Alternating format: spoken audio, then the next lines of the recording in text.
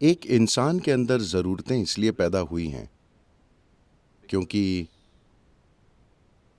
उसमें एक अधूरेपन का भाव है। अपने भीतर पूर्णता की एक खास भावना का अनुभव करने के लिए ही लोग रिश्ते बनाते हैं। जब अपने किसी प्रियजन के साथ आपके रिश्ते अच्छे होते हैं, तब आप पूरापन महसूस करते हैं। जब ऐसा नहीं होता, तब आप अधूरा महसूस करते हैं। ऐसा क्यों है? ये जीवन का ये अंश अपने आप में एक संपूर्ण इकाई है। तो ये अधूरा क्यों महसूस करता है? और एक दूसरे जीवन के अंश के साथ साझेदारी करके ये खुद को तृप्त करने की कोशिश क्यों करता है? Fundamental reason is that we have not explored this life in its full depth and dimension. इसकी बुनियादी वजह यह है कि हमने इस जीवन को इसकी पूरी गहराई और आयाम में नहीं खोजा है। हालांकि उनका आधार वही है, लेकिन रिश्तों की प्रक्रिया अपने आप में जटिल होती है। इसमें उम्मीदें होती हैं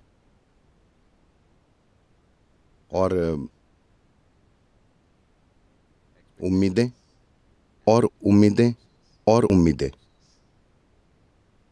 ज्यादातर लोग ऐसी उम्मीदें बना लेते हैं कि धरती पर कोई ऐसा इंसान नहीं होगा जो उन उम्मीदों को कभी पूरा कर सके।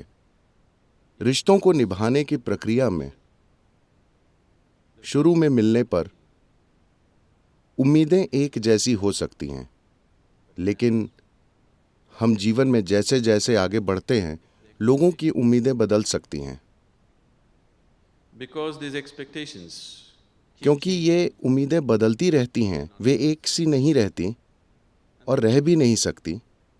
हो सकता है कि एक इंसान एक ही उम्मीद पर जीवन भर कायम रहे और दूसरे इंसान की उम्मीदें बदलती जाएं, क्योंकि उनके जीवन की समझ और अनुभव बदल रहे हैं। now अब रिश्तों में टकराव शुरू हो जाता है। conflict. More conflict is happening. दुनिया में कहीं भी हो रहे टकरावों की तुलना में घर की चारदीवारी के भीतर ज्यादा झगड़े होते हैं। बात सिर्फ इतनी है कि बम नहीं फूटते तो आपको सुनाई नहीं देता। शायद वे एक दूसरे को चुपचाप ठीक कर रहे होते हैं।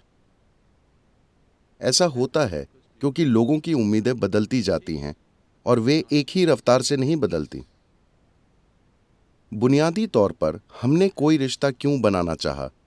क्योंकि आप पाते हैं कि बिना किसी रिश्ते के अगर आपके जीवन में किसी भी किस्म का रिश्ता नहीं है तो आप उदास हो जाते हैं। तो बुनियादी तौर पर आप एक रिश्ता चाहते हैं क्योंकि आप खुश होना चाहते हैं, आप आनंदित होना चाहते हैं, या दूसरे शब्दों में आप दूसरे को अपनी खुशी के स्रोत की तरह इस्तेमाल करने की कोशिश कर रहे हैं। अगर आप अपने स्वभाव से ही खुश हैं तो रिश्ते आपके लिए अपनी खुशी को जाहिर करने का माध्यम बन जाएंगे, न कि खुशी खोजने का। अगर आप खुशी पाने के लिए रिश्ता बना रहे हैं और दूसरे इंसान से खुशी निचोड़ने की कोशिश कर रहे हैं और दूसरा इंसान आपसे खुशी निचोड़ने की कोशिश कर रहा है, तो ये रिश्ता कुछ समय बाद तकलीफ पहुंचाएगा। शुरुआत में हो सकता है कि चीजें ठीक रहें क्योंकि कुछ उम्मीदें पूरी हो रही हैं, लेकिन अगर आप खुद ही आनंदमय बन गए हैं और आप रिश्ते इसलिए बना रहे हैं क्योंकि आप अपनी खुशी प्रकट करना चाहते हैं, तब कोई आपके बारे में शिकायत नहीं करेगा, क्योंकि आप अपनी खुशी फैला रहे हैं, न कि दूसरे इंसान से खुशी पाना चाहते हैं। तो अगर खुशी प्रकट करना और फैलाना ही आपका जीवन बन जाता है, न कि खुशी खोजने की कोशिश, तो रिश्ते स्वाभाविक रूप से शानदार होंगे। आप लाखों रिश्ते रख सकते हैं और फिर भी उन्हें अच्छे से जारी रख सकते हैं। Now अब किसी दूसरे की उम्मीदों को पूरा करने के इस पूरे सर्कस का सवाल ही नहीं उठता, क्योंकि अगर आप खुशी फैलाते हैं तो वे हर हाल में आपके साथ होना चाहेंगे।